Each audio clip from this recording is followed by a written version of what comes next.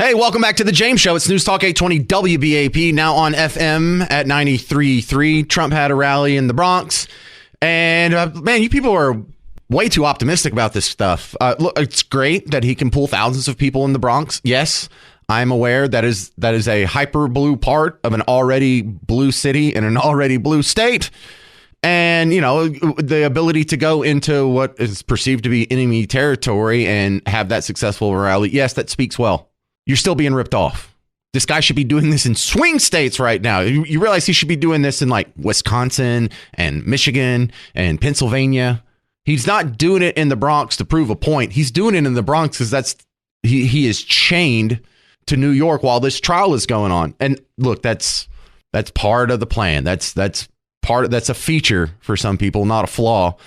We even had AOC kind of admit that this is like having an ankle monitor around your ankle, duh. He's hosting a rally to try to con people and try to fleece them out of every dollar that they have to fund his own legal fees. And by the way, he's doing it in the South Bronx not to make a point, but because he's got court. And the man practically has the legal version of an ankle bracelet around him, and he can't leave the 5 boroughs because he always has to be in court. And so it is truly an embarrassment to him. Yeah, well, you're not supposed to say that part out loud, but we get the point. At least they admit it. Give her credit for that. But the ability to have a successful rally with that much positivity, with that good of a turnout in the Bronx, okay, good. I'm happy for you. That is a good sign. It's just, man, it really rubs me the wrong way that this is having to happen like this at all. Now, there was a report of the MAGA rappers. I'd never heard of these guys, but apparently they're charting. They're on like the Billboard Hot 200 or something. One of them's name is Big Chef, and I forgot the other one's name. It's like Skibbity or something. The man kids say. How are you, man? Hey. Oh, I like that. I want to get that done. President Trump. Oh, man. One thing I want to say. One thing I want to say. They always gonna whisper your accomplishments and shout your failures. Trump gonna shout the wins for all of us. And here's the other guy. Make America great again. Oh, that's not something that normally happens in the Bronx on a Thursday, but it happened yesterday. So, I mean, look, it's good. If you want to be positive, but it should bother you. Part of this should bother you because this is not a normal campaign. It shouldn't have to be like this. This guy should be in Georgia right now. This guy should be in purple states. So, look, that's great. He got a nice rally in the Bronx, and it's cool to see people in hip hop currently saying nice things about him, getting endorsements from people from demographics that weren't supporting him 4, 5, 8 years ago. But this breaks my heart. This is like cheating. Is what this is. You got this guy chained down so he can't go challenge you in the states where it really matters. Because look, as good as this rally was, he's not going to win New York. He's not going to win the Bronx. He's probably not going to win the state of New York. I mean, he might, but this isn't how it's supposed to be going down. This isn't how it's supposed to be going down at all. This is like going into the playoffs with your backup quarterback. You're like, this isn't supposed to be happening. That's supposed to be Dak Prescott. And I love Cooper Rush. Good for him. But it just doesn't feel right. Feels like we're being cheated. It feels like you're playing Monopoly and the banker keeps slipping himself money. I just don't like it. It's ugly. And it feels like cheating. It really does feel like cheating. I know technically, we just got to, let the justice system play itself out. No, the process is the punishment. And then this next controversy. To get ready, if you're driving, be careful because you might roll your eyes back in your head so hard you crash. The next contrived controversy is Justice Alito. I don't know if you've heard this story yet, but Justice Alito is in trouble for flying controversial flags. And what controversial flags is he flying? Well, one of them is the American flag. The other one is the Appeal to Heaven flag. Do you even know what the Appeal to Heaven flag means? Do you even know what it looks like? Can you picture it in your head? Do you know when it was made up? Do you know if it's like a modern flag or if it comes from the Vietnam War or World War II or the Civil War or the antebellum South? Does it even come from America? Does it come from Canada? Where does it come from? See, nobody knows this flag. If you say the Appeal to Heaven flag, nobody knows this. But that doesn't matter. That flag is now, you're being told that this flag is so heinous and ugly, Alito now must recuse himself from any cases having to do with January 6th. How are they making that connection? Well, someone at the January 6th rally was flying one of these flags. So clearly he can't be impartial. It sounds like I'm making it up. I pulled Chris Hayes from MSNBC. He's going to tell you basically the same thing, but just to let you know, I'm not making it up. And listen to how histrionic these guys are. Good evening from New York. I'm Chris Hayes. It has now been just over 24 hours since reporting by the New York Times revealed that a flag championed by the far-right Christian nationalist movement, a flag displayed widely by January 6th insurrectionists. See, so you see how he's painting this. This flag, which you hadn't even known existed. You still don't even know what it looks like, do you? You didn't even know it existed 10 minutes ago. Is now what? A universally recognized symbol of far-right Christian nationalist. Who are you talking about? Who is the leader of the far-right Christian nationalist? Does anyone out there call themselves a far-right Christian nationalist? And what is wrong with being Christian or nationalist? What the heck? He says that like it's a pejorative. The far-right Christian nationalist. Is that supposed to be an insult? I consider myself a Christian and a nationalist. I don't think I'm a capital C, capital N Christian nationalist because I don't even know what that means. You don't even know what that means. You're just trying to scare people who are associating nationalism with what? Racism, nationalism, bigotry, probably white supremacists, like white nationalists. And then Christian. Oh boy, Christian. That's a big buzzword that people have been trained to hate. But anyway, let's go back to Chris Hayes here because I'm kind of running out of time. Good evening from New York. I'm Chris Hayes. It has now been just over 24 hours since reporting by the New York Times revealed that a flag championed by the far-right Christian nationalist movement, a flag displayed widely by January 6th insurrectionists as they stormed the Capitol for Donald Trump. When he says widely, I watched a lot of video. I saw two.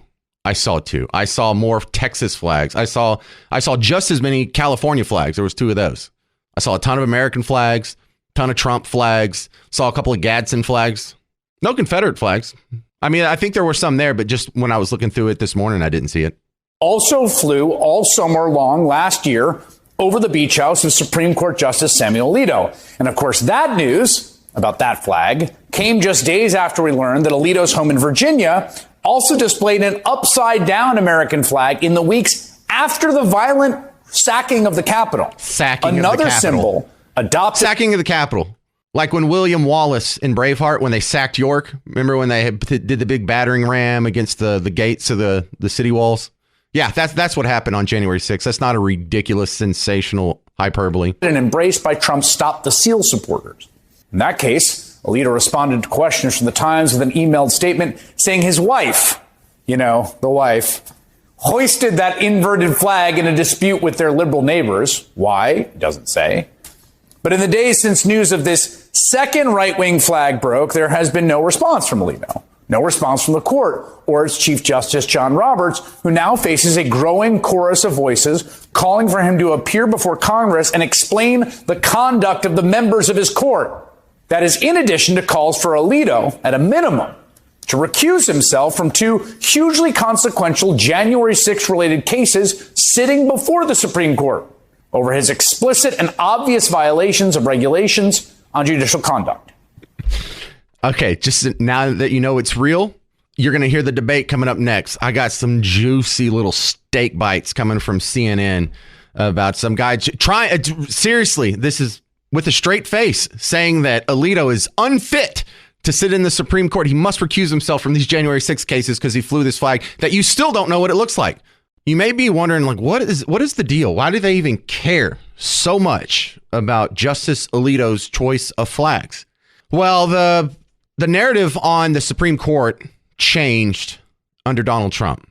They thought he was an illegitimate president, during the whole Russia collusion thing.